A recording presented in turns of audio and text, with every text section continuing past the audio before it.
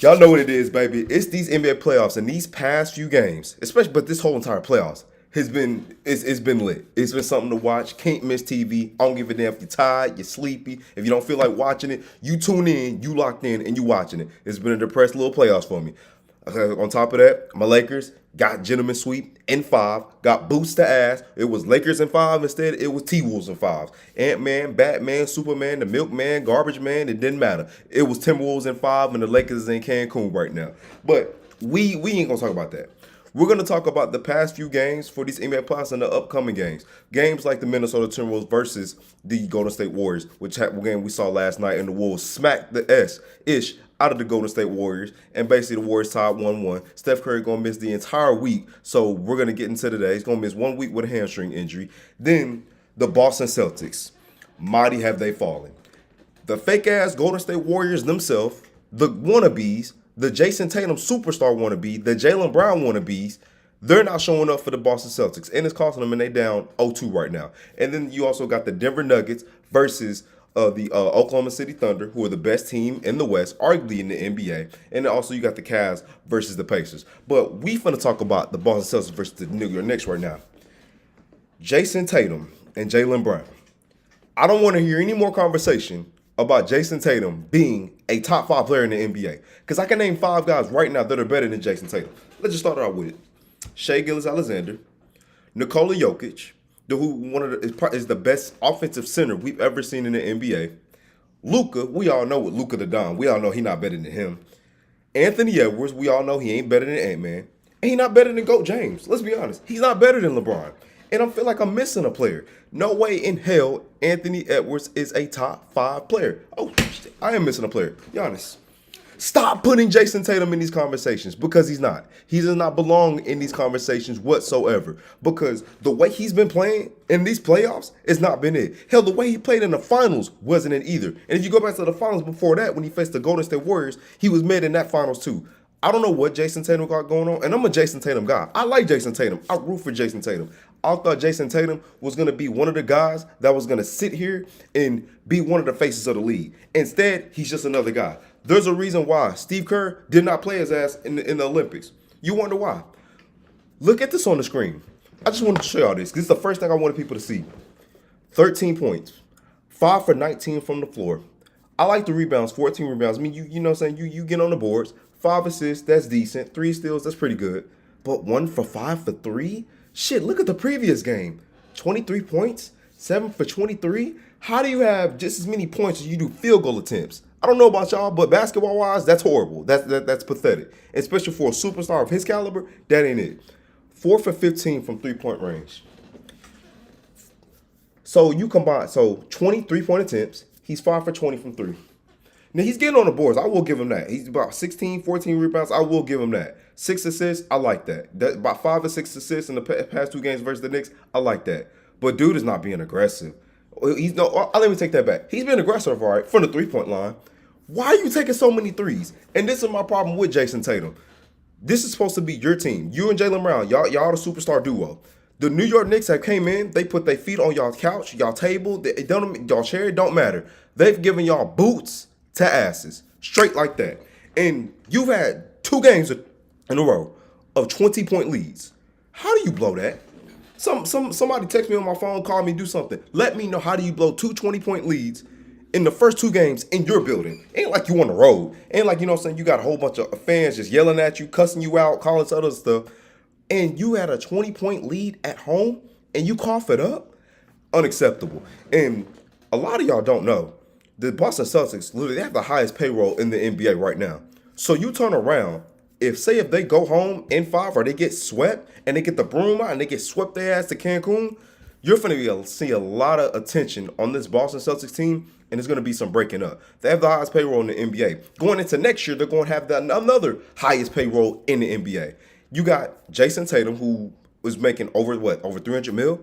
You got Jaylen Brown, who is also making over 300 mil. Did he deserve that 300 mil? I'm not going to sit there and count the man pockets. Hey, he put in the work. He deserved it. He got finals MVP. He did everything he was supposed to do.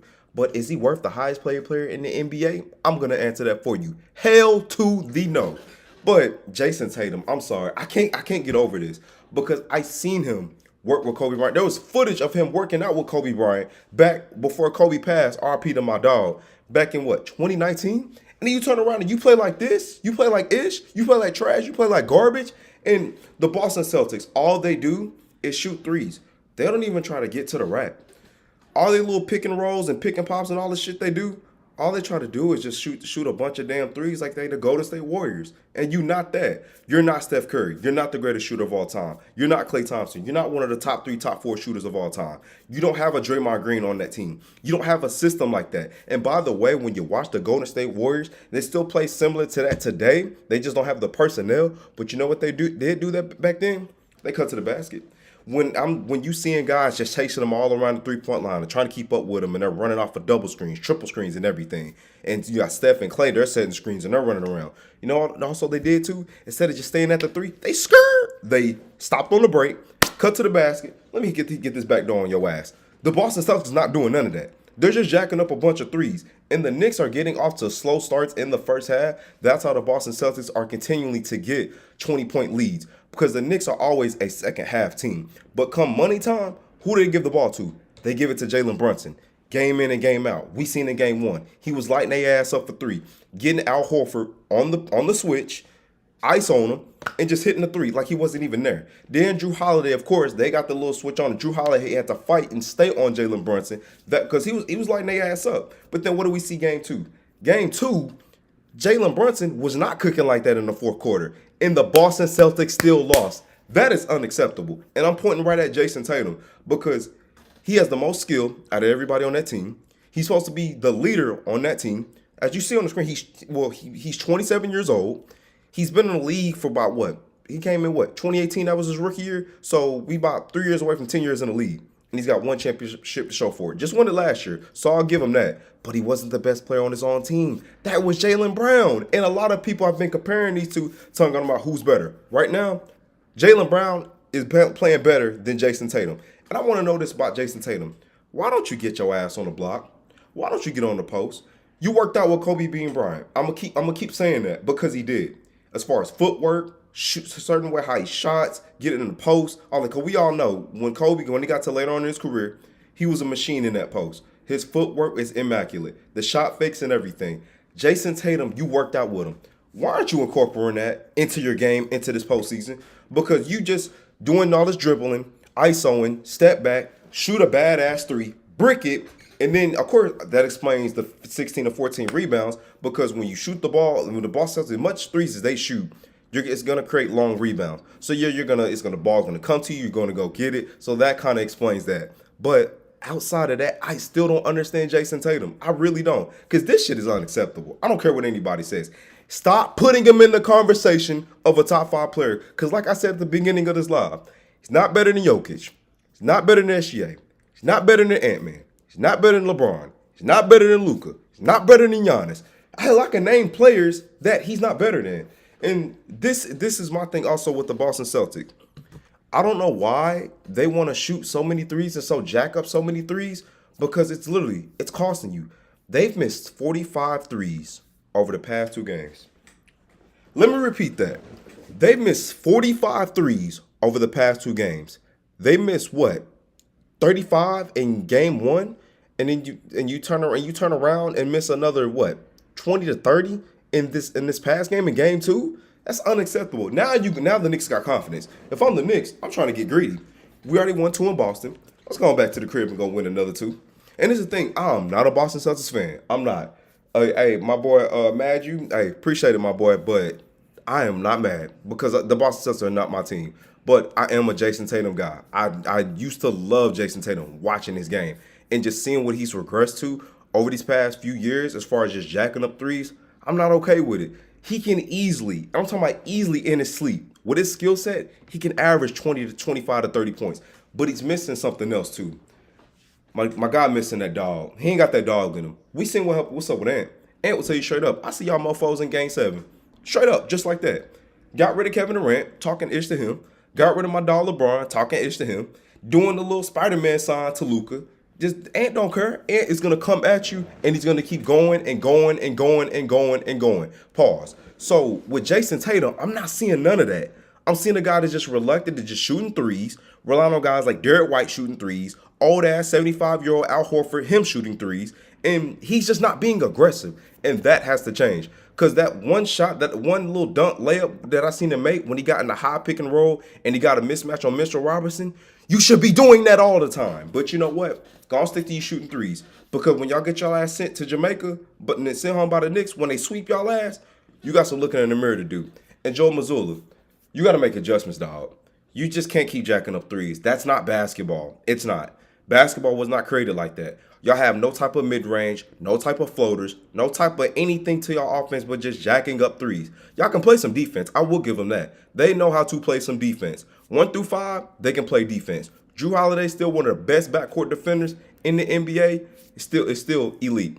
Derek White, another elite defender in the backcourt. There's a reason why he was on the Olympic team as well. Jason Tatum can play some defense. Jaylen Brown can play some defense. Old ass Al Horford can't guard a baby stroller, but you got to have a big man out there. Kristaps Porzingis, he can't guard a snail either. So your two big men are slow-footed, can't move their feet, and of course they're going to shoot the three ball just like you.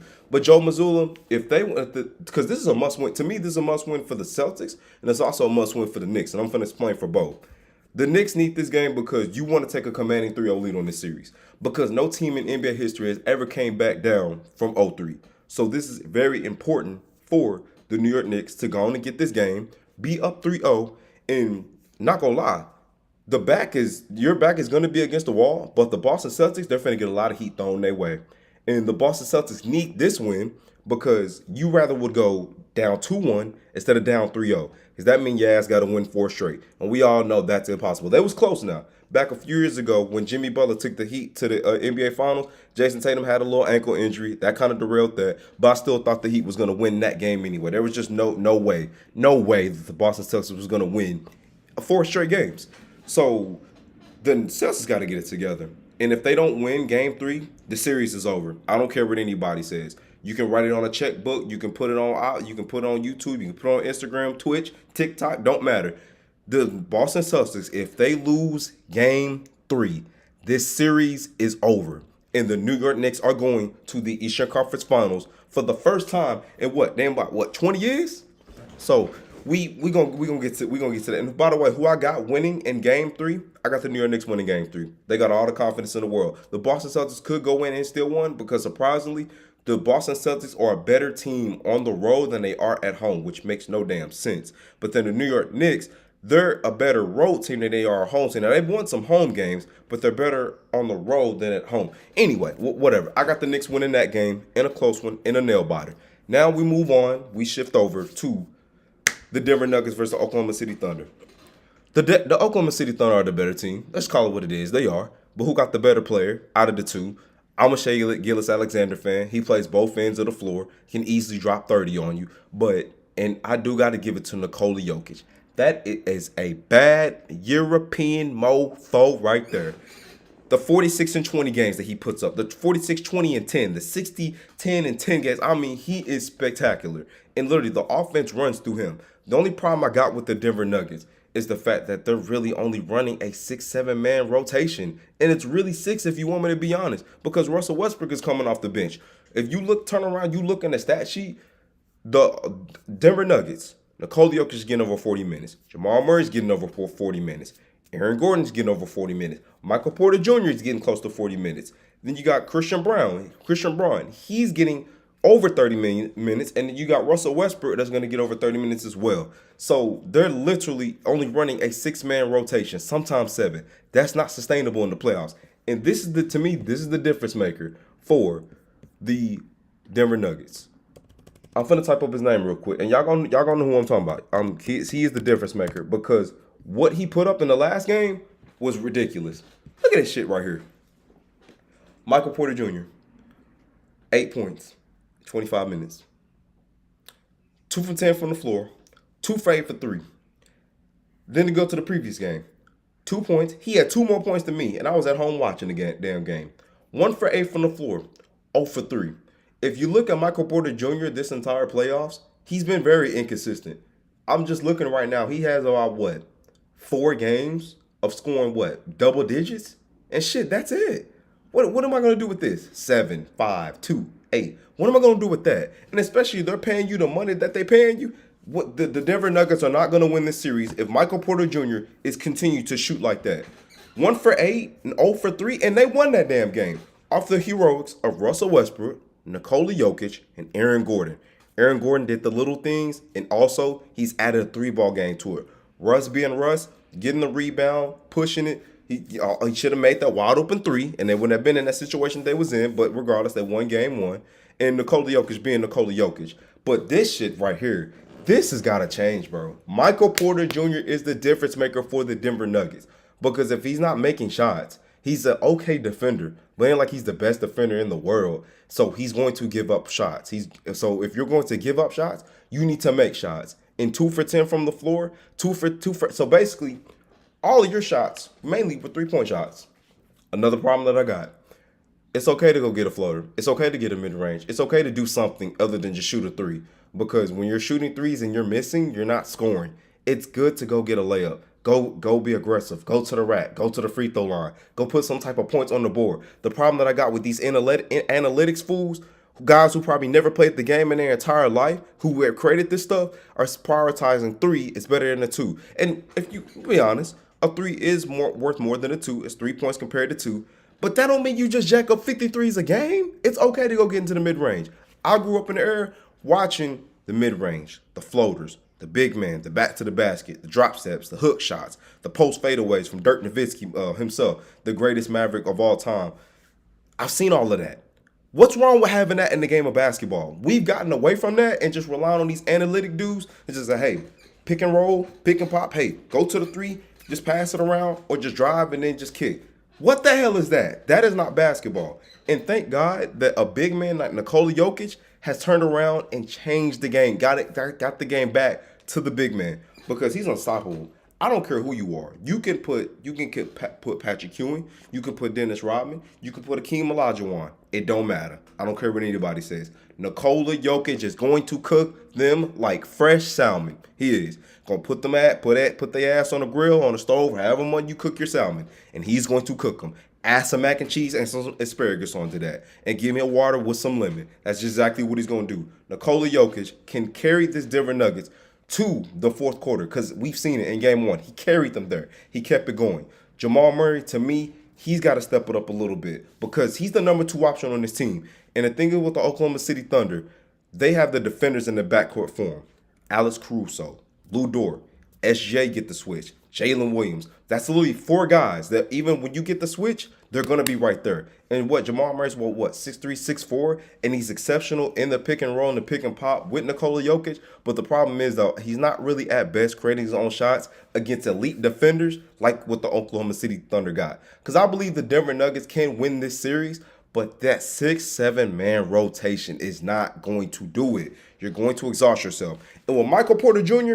barely making shots, only having 2 more points than what I got, and I'm watching the game from home, only having 8 points, and most of your shooting is coming from the 3-point land. He's got to make shots, and he's got to be better, and he's got to play defense. That's just what it is. But Jamal Murray, he's another guy that I want to key in on because Michael Porter Jr. just a role guy, and at this point, he about to get his ass traded the way he playing. Because if I'm them, I'm not trading. What's my boy name? Aaron Gordon. I'm not trading him, not one bit. I'm keeping him, and Michael Porter Jr. You can go somewhere else and with the average ass shooting. But as we go to Jamal Murray, so the regular season he averaged about 21 points a game, decent. I mean, all-stars kind of caliber, but that's about it. And we see by the way also they played tonight as well. But then you look at Jamal Murray versus Oklahoma City Thunder, just these 2 games, 37% from game 1. That's abysmal. Yeah, he was 21 points. He had about 4 turnovers. He had 1 steal and 6 assists. Actually, that's excellent. 6 assists and 6 rebounds. That tells me he's doing other things besides just shooting the ball because she did not shoot the ball well in game 1. 20% from 3. That's awful. But then you turn around in game 2. Okay, 44% from the field. That's a little bit better. 60% from 3, but they only have 14 points. But if you look at the minutes, it's so much different from game 1 to game 2 because he had 44 minutes in game 1. They won that game. Game 2, they was getting their ass kicked early, and the coach went ahead and waved the white flag and got them off the court, tried to get them some type of rest. because they played like what 5-6 games in 9 days. On the body, that's challenging because look at the series before that against the Los Angeles Strippers. 40 minutes, 44 minutes, 42 minutes, 44 minutes. That's 4 straight games of 40 plus minutes. Understand they're NBA players. Understand they're professionals. Understand they're supposed to have themselves in tip-top shape for stuff like this.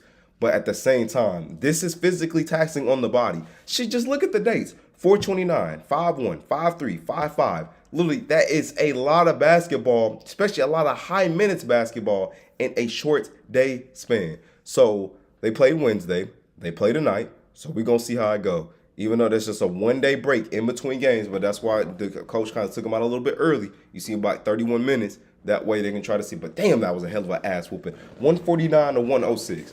But Jamal Murray, to me, he has to be better. That 21 points that he scored in game 2, to me, they need to be a little bit more efficient. It needs to be about 48, 47, mid 47 to about 50% from the field. If you want to add on the three ball's got to be give me about 35%, 35 to 38% from three. Keep up with the assists and keep up with the rebounds. Keep doing other things besides just scoring the basketball. Limit the turnovers. And Jamal Murray, in order for the Denver Nuggets to win this series, Jamal Murray has to, how he used to cook my Lakers and go off on them in the playoffs and average about 30 points a game, I need that same thing against the Oklahoma City Thunder. Like I said, the only difference is there's so many elite defenders, and I didn't even name all of them. I only named Caruso, SGA, Jalen Williams, Lou Dort.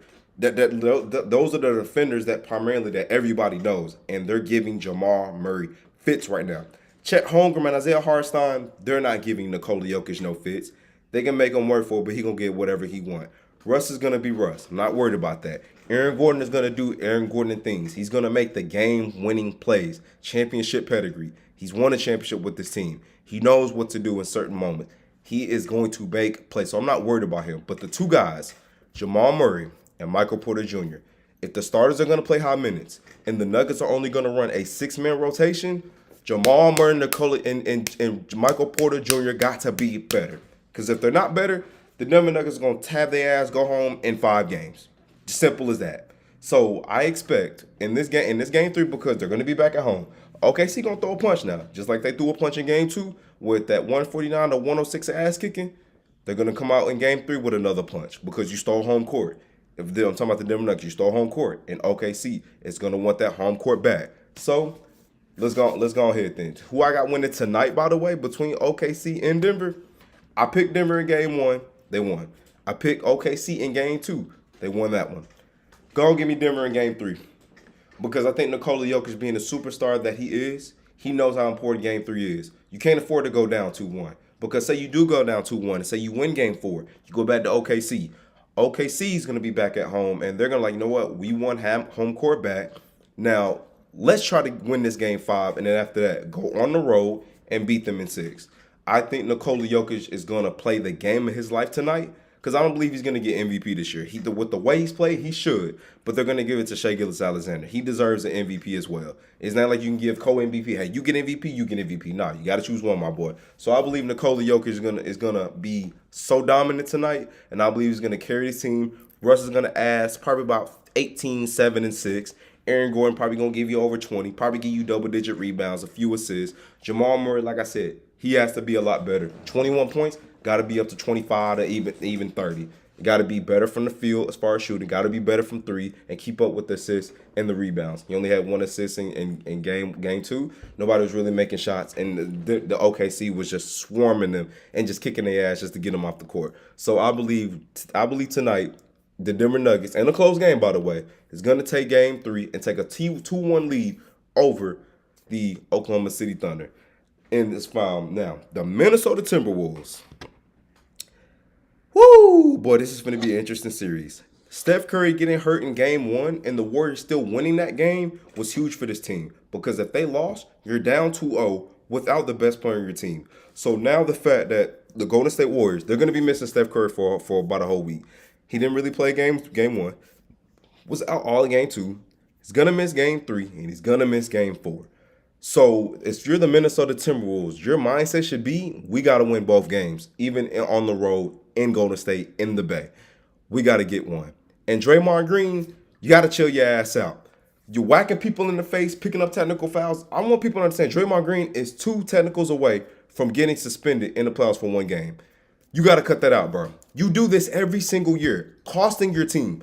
Jimmy Butler came on the court because it was a smart move by Steve Kerr by subbing Jimmy Butler for Draymond, and Jimmy Butler having to pull Draymond and take him to the bench. And even you see Steph trying to talk to him. They need you right now. They're a superstar short, literally a whole superstar short. Draymond, you're not a superstar. You're a superstar defender, but you're not a superstar player. Steph Curry, the greatest shooter of all time, is not coming back until Game 5. They need all the guys they can get, and they need you on the floor for defense because you're the defensive leader. You're the leader of that team, and you also do things offensively that helps the team out. So you can't be getting your ass in trouble. Limit the technical fouls, and you need to be Draymond Green, just without the annex of whacking people in the face, because it was a dead ball foul on Draymond. But I'm sorry, not on Draymond, on Naz Reid. But you over here whacking fools in the face. What you think the ref finna do? Think he finna just let you hit the man in the face and get away with it? And he should have got. And this was a good job by the ref. He should have got thrown out because he went to the bench. Then he got in the ref's face. A lot of the refs would have thrown him out just off of that alone, and he would have received another technical foul. So Draymond needs to get it together because his Warriors are a superstar short right now. And the Minnesota Timberwolves, with Ant-Man leading the charge, they smell blood in the water, and they're gonna go for it. Their mindset is they're trying to take both games in Golden State. I believe the Golden State Warriors it's a collective unit. Everybody got to go in. The way Buddy Hield played in Game 1 and he went and played in Game 7, they need that again in Game 3 and Game 4 for Golden State to win. Because all Golden State do is just got to get one. Because what you don't want to do is you don't want to lose both games. Steph Curry come back for Game 5 and you're down 3-1.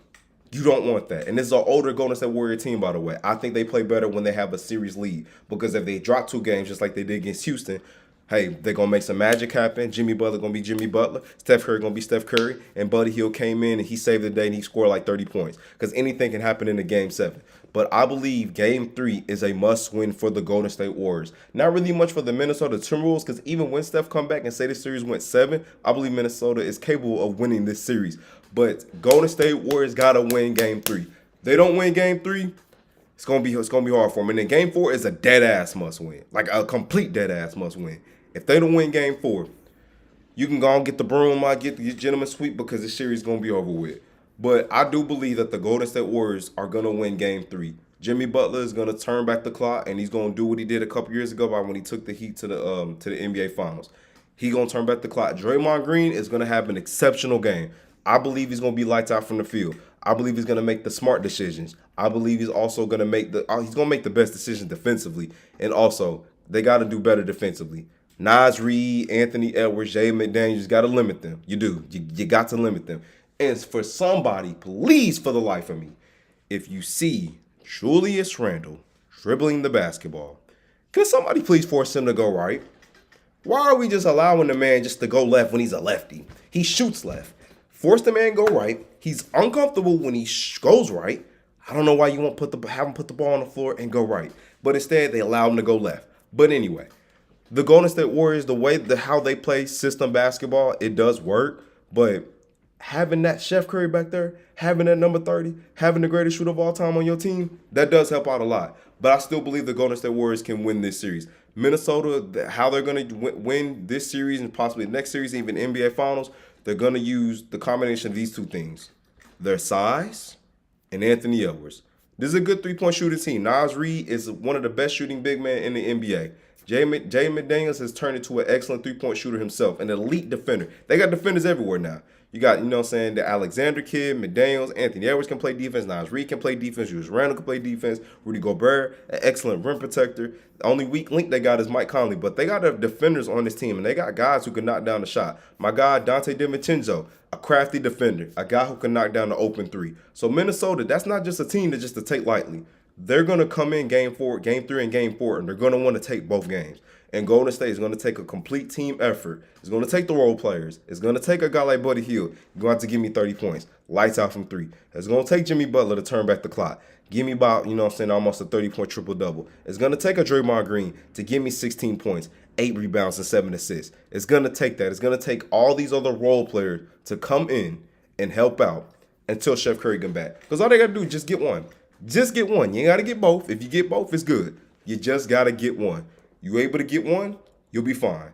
because the Golden State Warriors, I still believe can win this series. Because to me, this series is a toss up. I believe when Steph Curry does come back and this series is tied 2-2, I believe the Golden State Warriors may win that because Steph Curry's gonna be rested. He's gonna be ready to go because it's just a little mild hamstring, so he'll be fine. Even though hamstrings are tricky, but you give the greatest shooter in NBA history some rest. Oh, that man can get the curry sauce and get it ready because that man is finna get the season, he finna get the hat on, and he's finna be cooking everybody in there, and he's finna put everybody on his back, and the chef is finna get to cooking. So I got the Golden State Warriors winning Game 3, knowing the fact how bad they have to win Game 3. Home cooking, role players play better at home than they do on the road. If your name ain't Buddy Hield, because you can play both at home or on the road. And I believe Jimmy Butler's going to give a virtuoso. I believe Draymond Green is going to have another 16, 8 rebounds, and 7 assists type game. I believe Buddy Hield is going to show up. I believe certain role players are going to show up. And it ain't going to be easy because Minnesota, they got dogs over there. Led by Pitbull and Anthony Edwards. So they're going to be ready. And I believe they're going to take Game 3. I'm talking about as far as the Golden State Warriors. They're going to take Game 3. And I got the Minnesota Timberwolves taking Game 4. Hopefully nobody get hurt because we seen Ant went down last night with an ankle injury. So hopefully he good. He ready to go. So like I said, I got the Warriors in Game 3. Now the last game. The Cleveland Cavaliers versus the Indiana Pacers.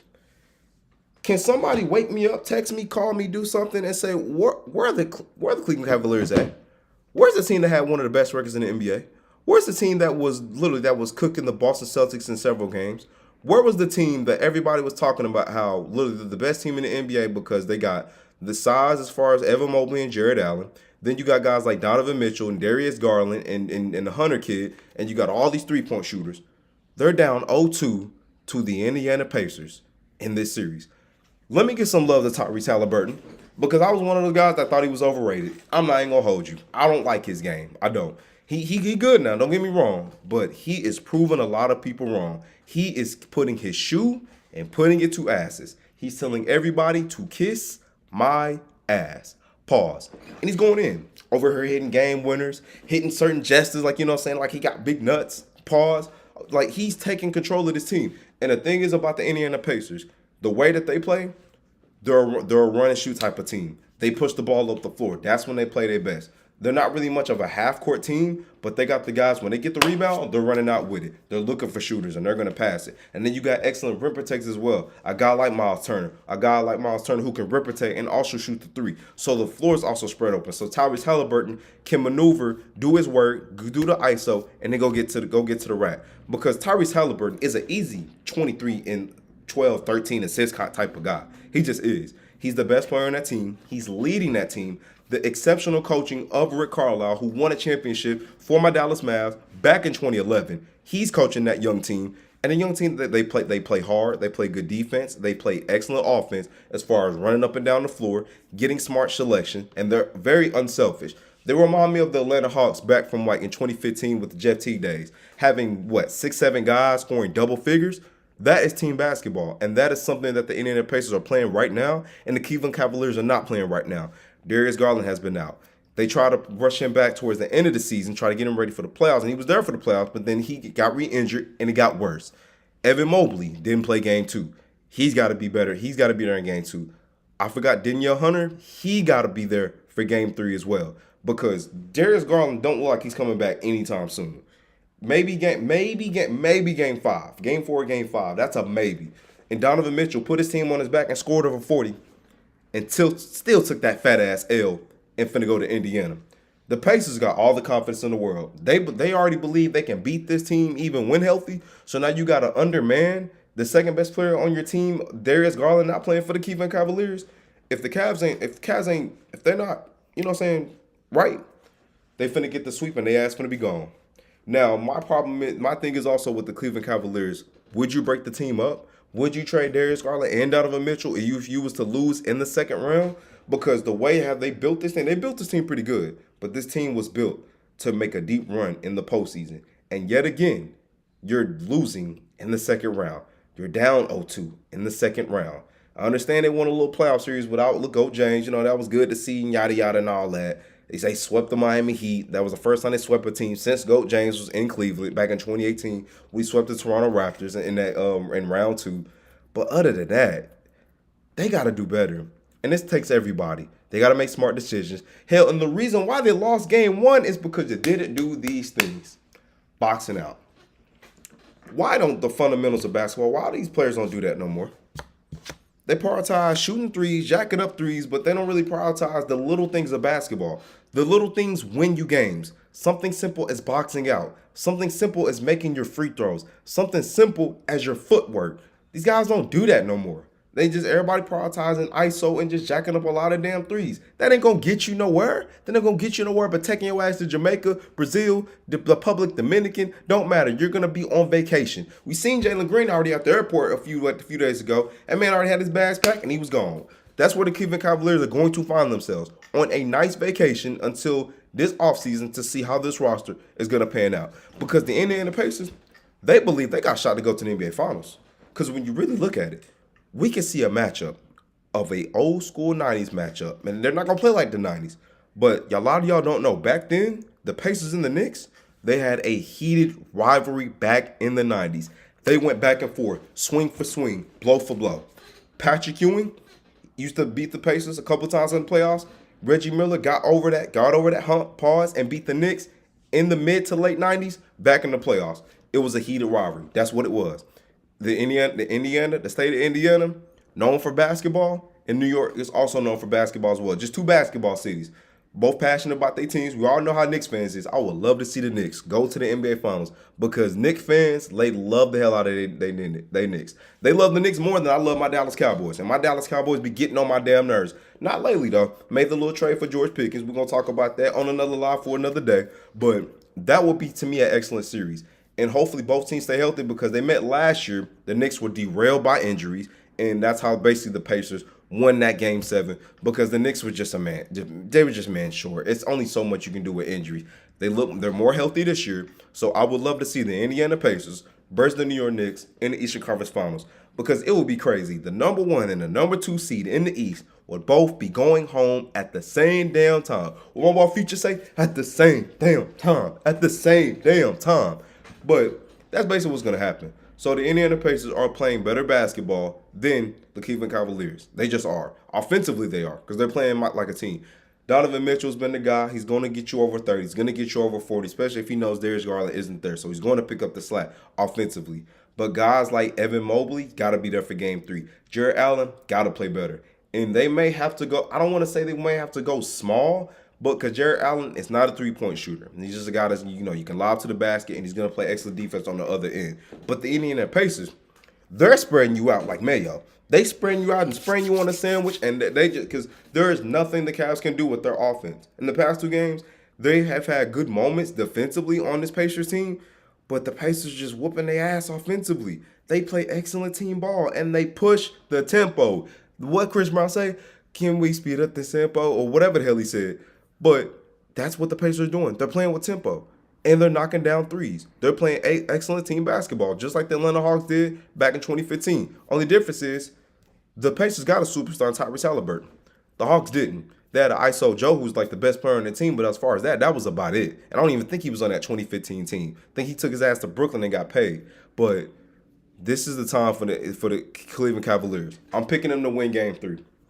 If they don't win Game 3, series is over. Get the brooms, get the mops, get whatever you want to use and get it ready. Because the Cleveland Cavaliers are going home if they lose this series. So that's basically all the games that's going on in this playoff. So let's do a quick little recap. I got the Warriors winning Game 3. I got the Denver Nuggets winning Game 3. I got the Cleveland Cavaliers winning Game 3. And also, what's the other game? Oh, I got the New York Knicks winning Game 3 as well.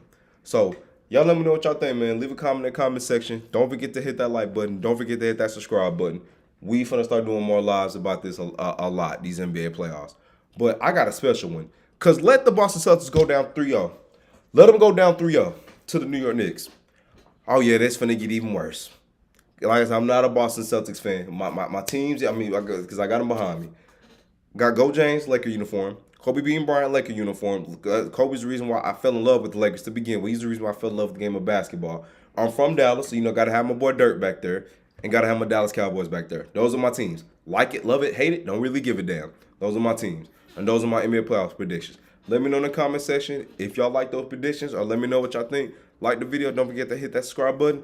We almost at 10K. Help your boy get there. Hey, subscribe for $1, subscribe for $10, subscribe for a cookie. I don't give a damn what you do. Come on, come join the family, and we're gonna have a big ass cookout. Y'all be smooth.